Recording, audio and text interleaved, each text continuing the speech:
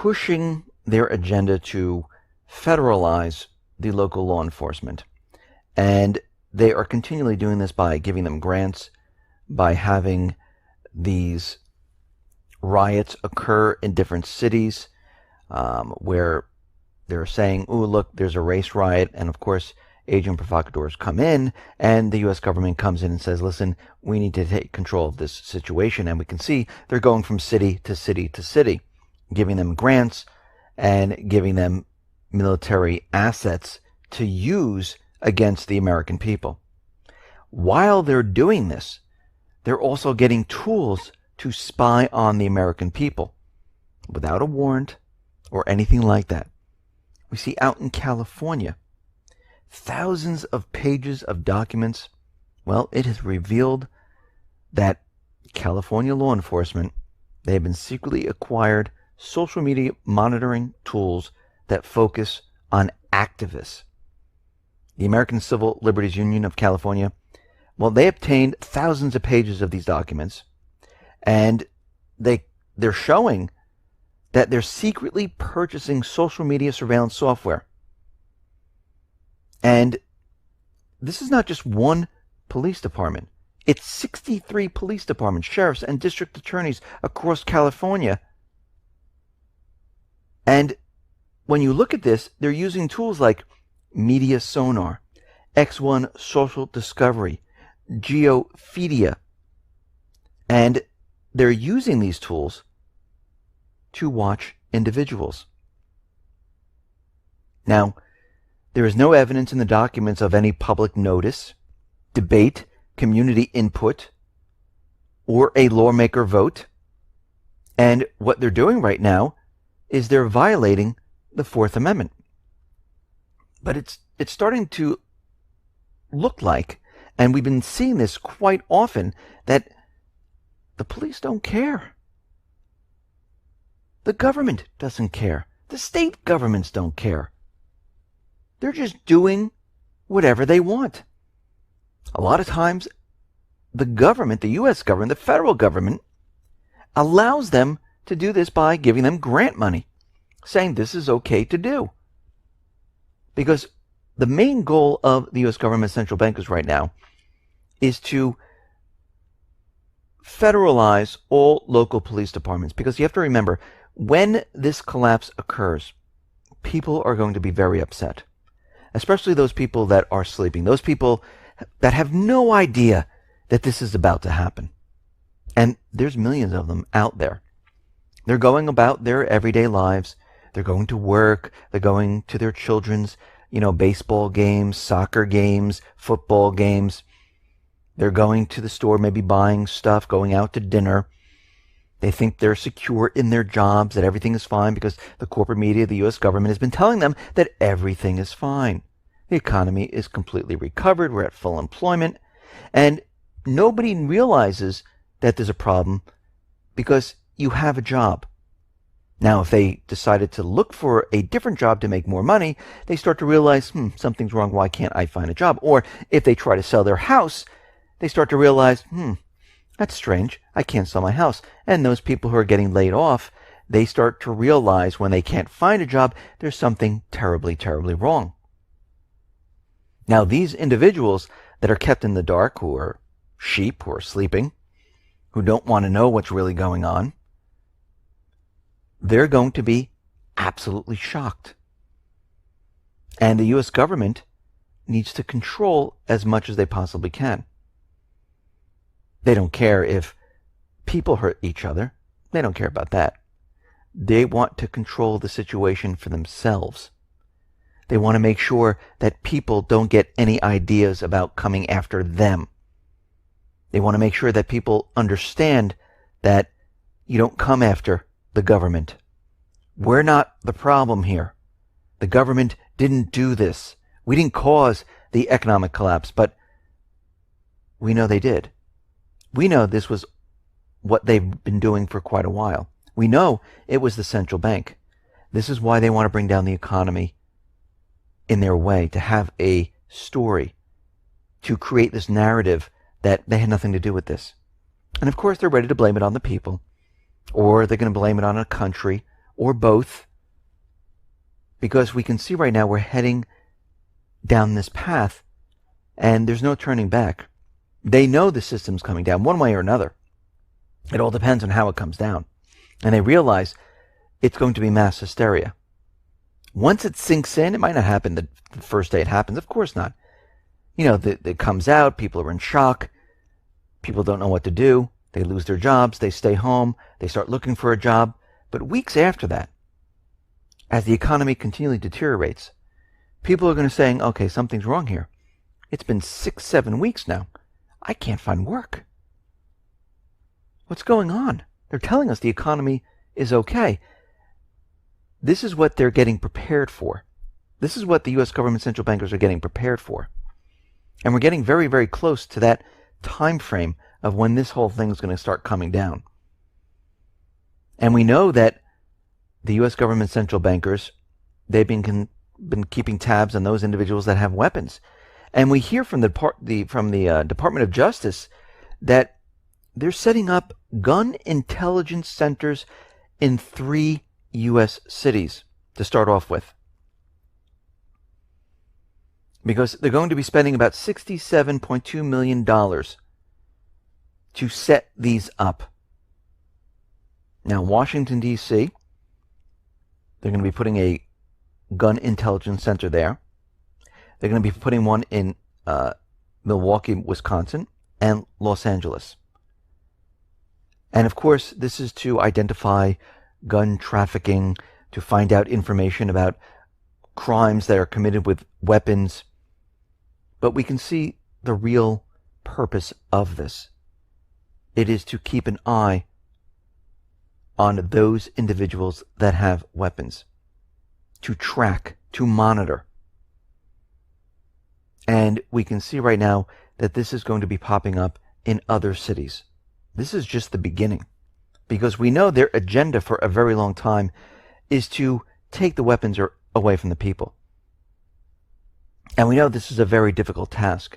They've tried false flag after false flag, and they just can't get any traction. And you have to remember, the reason why they're having these false flags, where they have these mass shootings, is because they have legislation just sitting there, pending.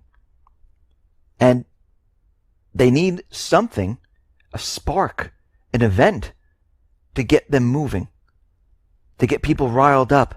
And they say, hey, look, we have this gun legislation. Why don't we pass it? Because we just had an event.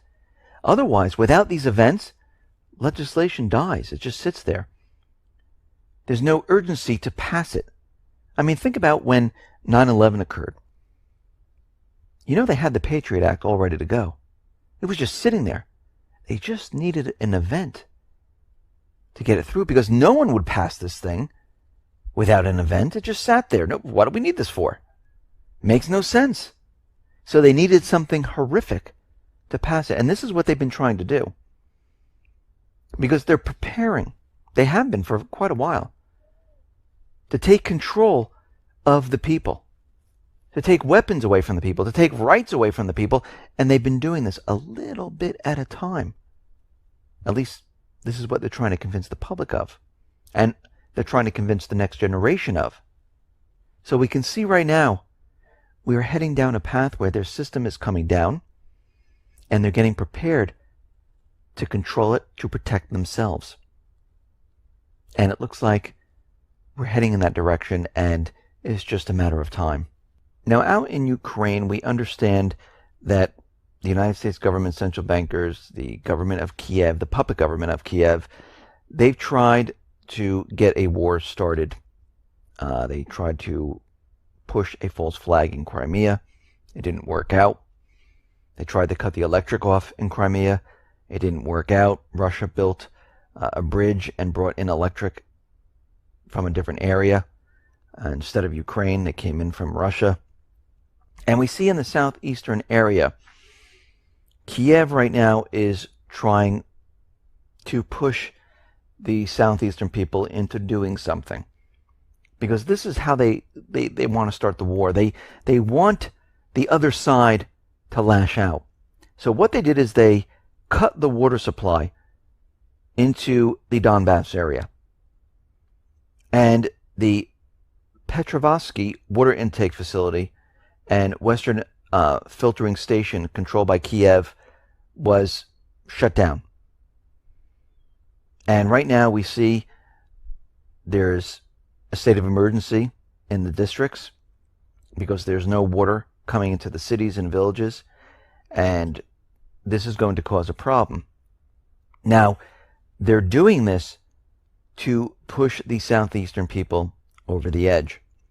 They tried it in Crimea by cutting the electric, and we can see right now they want to start a war. Remember, the U.S. has been in there, other countries have been in there, they've been training the military, the U.S. is bringing in lethal weapons right now, and they're pushing the agenda because the United States right now, their backs are against the wall. They have lost control of the Middle East. They need to start a war. And out in Syria, the situation is deteriorating very, very quickly. And we can see that things are really heating up. There's a heated argument in the UN between the US and Russia. And it looks like this ceasefire peace deal, it's completely gone. So Russia, they released the full text of the Russia-US deal on Syria. It is in Russian. You can translate it by using Google Translator. I have the link here on x22report.com. Just click on the episode, scroll down where it says Moscow releases full text, and you'll see the link in there that will bring you to it, and you can translate it and read it yourself. And the whole thing was the United States was supposed to join up with Russia, coordinate the entire attacks on the Islamic State, separate al-Nusra, al-Qaeda, al-Sham from the moderate rebels, get rid of those terrorist groups, and just have the moderate rebels left over. And you can see that the United States government central bankers, they weren't going to do this. So right now, what we're seeing is the United States made this deal, and they knew they couldn't go ahead with it.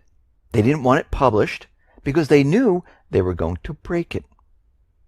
And you can see right now, it didn't say anything about Syria not bombing the terrorist groups. They were allowed to do it. And, of course, the United States government central bankers, they're pushing ahead with war.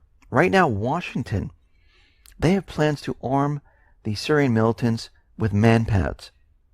Now, of course, Syria and Russia, they're flying their jets. We know that Kerry wanted to have a no-fly zone over their terrorist groups. So the next thing they're going to do is they're going to give the terrorists manpads, where you're going to see Syrian jets, Russian jets shot out of the sky. This is going to cause a major problem. The war is being escalated to the next phase. They're pushing their agenda for war. Now, the Syrian intelligence is picking up information that the U.S. is planning a false flag in Syria. And they rebranded al-Qaeda al-Nusra group al-Sham, and it's a big sham. They're planning to use white phosphorus, and they're going to use it on civilians. Now, they're not going to be dressed up in their uniforms. The intelligence says they're going to be dressing up as Syrian soldiers, and they're going to attack civilians using white phosphorus. Now, we know that the U.S. sells white phosphorus to other countries. The U.S. uses white phosphorus, and we know this is banned, and you cannot use this on civilians or even troops. So the U.S. has repeatedly used a loophole to use white phosphorus during Middle Eastern campaigns, while claiming the indiscriminate weapon is only used as a smokescreen for advancing the troops. But from all the burns and all the pictures that we see from the damage that white phosphorus does, we can see that they're actually using it on civilians. Saudi Arabia was using it on civilians in Yemen. And very interestingly, there were American experts that had visited one of the chemical munition depots in the rebel held town, and they were there for quite a while. They examined the site, and then the experts departed from Syria to Turkey. Now, most likely, this plan is in motion. And we're going to have to watch this situation very carefully, because if we see this false flag, because we know the United States government central bankers, they need to start and have some type of an event. We know that Turkey has done this before, where they sent soldiers in with a missile launcher over the border into Turkey, and those soldiers fired a missile back into Turkey saying Syria just attacked us. And we know this is done all the time. And they're even saying that these terrorists that are going to be dressed up in Syrian uniforms, they're actually going to film it, almost like the Islamic State when they film the false flag beheadings and stuff, and they make a big production deal out of it, and it goes from site intelligence that's distributed out to the rest of the world saying, look what we found. We know that this was completely made up, and we see they're going to be doing the same exact thing, because they have to show that, look, Syria just did this, we have it on film, it's time to attack Assad, and it looks like we're heading down this path. Now, something very interesting happened out in France. It looks like they were planning on a false flag, because in a small town, the town of Saumur, the locals, a gardener, discovered in a cave outside the town Islamic State flags, equipment, and they brought it to the attention of the authorities, and the authorities came in and said, whoa, what is all this? And then, of course, the government came in and said, oh, no, this is for an exercise that we're going to plan. Now, what's very interesting is that the majority of the media ignored a story that caused alarm for thousands of local residents and involved all of the nation's emergency services. The story was only reported maybe in the local newspaper, another small news outlet, but that's it. And we can see what happened was they were caught, and they didn't want this information out there. This is why it wasn't a big story. They kept it under wraps.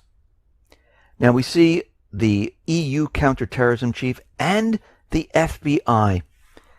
They are now warning that there's an upcoming massive terrorist attack that's going to hit in the EU and in the United States.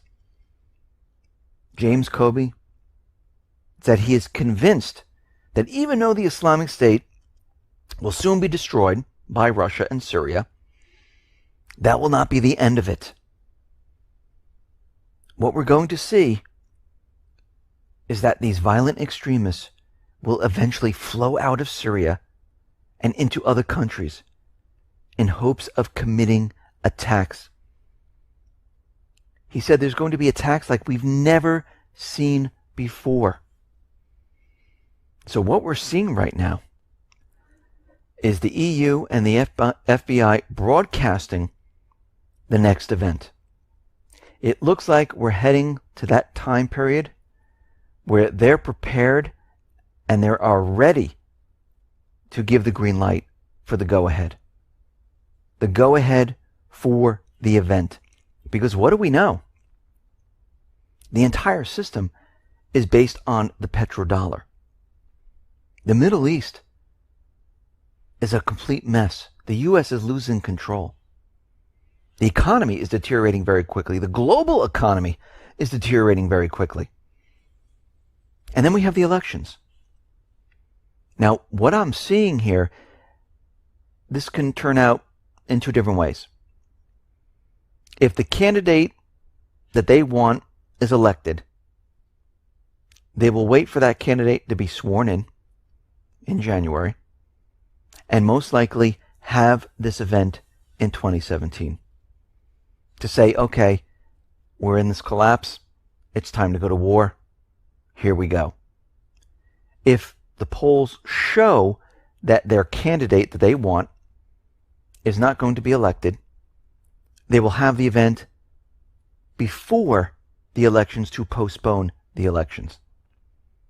Now remember, the central banks, the shadow government, the elite, they run the system. It's not the president. They have to take orders from them, do what they want. And if there's a person in there that's not going to do this, they're of no use to them. And we can see that things are rapidly changing very quickly. The economy is deteriorating very quickly. They want to bring it down themselves because they want to keep the narrative. They want to bring us to war. And it's starting to look like these two scenarios are a huge possibility because we're already getting the green light from the EU security director and the FBI. They're already broadcasting that they're expecting something. And this is what these people do. When they know something's coming, especially with the Islamic State, they're beaten, but they're still using it to show that this is going to happen. And most likely, once the physical attacks occur, they will then be followed up with some type of cyber attack from Russia, North Korea, China. Now remember, they have multiple plans all ready to go because we don't know what scenario is going to play out. Remember, we have the 9/11 veto bill with Congress trying to push that through. We have the elections. We have two candidates. The Islamic State is losing ground in Syria. They're almost defeated. The petrodollar is under threat. So they have many different plans ready to go. We just don't know which one they're going to use. Listen, everyone, thanks a lot for listening. Be well, be safe, and especially be prepared. Thanks a lot.